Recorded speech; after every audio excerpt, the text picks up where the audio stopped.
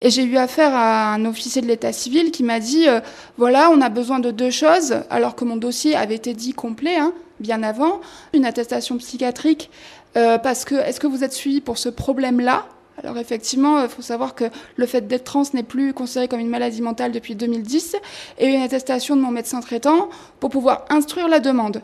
Suite à ça, j'ai eu un mail en disant, suite à notre entretien téléphonique, veuillez me fournir les papiers suivants pour qu'on puisse instruire votre demande.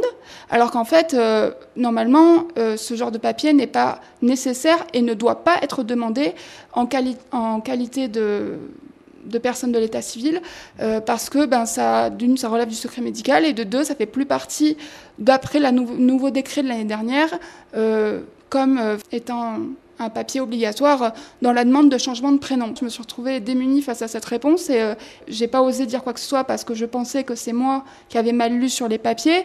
Je suis allée vérifier les papiers après et c'est vrai que ce serait bien qu'ils respectent la loi pour que toutes les personnes, moi et celles qui vont suivre, et quel que soit le motif de changement de la demande, tant qu'il est motivé, tant qu'il y a les attestations, tant qu'on a l'extrait de naissance, pour moi, il n'y a pas de raison valable, à moins que ça vous porte préjudice, de vous refuser le changement de prénom. Après, c'est vrai que l'évolution de la mentalité, elle n'est pas toujours en accord avec ce qui se vote. C'est nécessaire que les mentalités évoluent sur ça, quoi.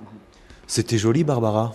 Oui, c'est vrai, c'était très joli, mais c'était pas en accord avec ce que je suis. Et pour moi, c'est important de pouvoir avoir le prénom que j'ai choisi et qui me correspond et qui reflète socialement ce que je suis, parce qu'un prénom, c'est un marqueur social et c'est super important. Et c'est quelque chose qu'on porte toute sa vie. Et que si on a quelque chose qui n'est pas en accord avec ce qu'on est vraiment au profond de soi, ça peut pas aller. En fait, on n'est pas bien. Parce que madame, mademoiselle, madame, alors c'est vrai que pour des personnes qui me connaissent pas et qui me voient dans la rue, ouais, je suis une fille, donc forcément, ça me choque pas. Mais c'est vrai que pour tout ce qui est, par exemple, moi j'ai beaucoup de papiers médicaux, alors à chaque fois, je relis le même truc et même j'ai vraiment une distanciation entre ce que je suis et ce que je lis sur le papier.